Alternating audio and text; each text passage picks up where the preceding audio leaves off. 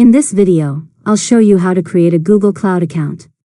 First, open your web browser and go to the Google Cloud website.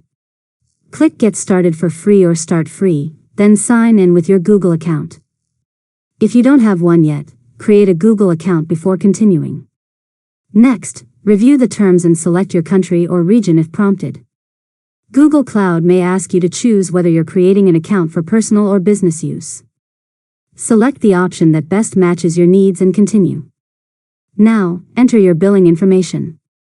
Google Cloud requires a valid payment method to verify your identity, even if you're using the free trial or free tier.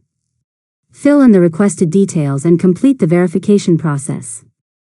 After that, accept the terms and conditions and submit your information. Google will create your Google Cloud account and automatically take you to the Google Cloud console.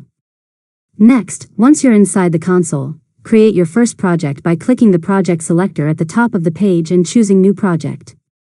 Enter a project name, select an organization if applicable, and click Create. Finally, wait a few moments for your project to be created. Once it's ready, you can start using Google Cloud services, enable APIs, and build your applications. And that's it.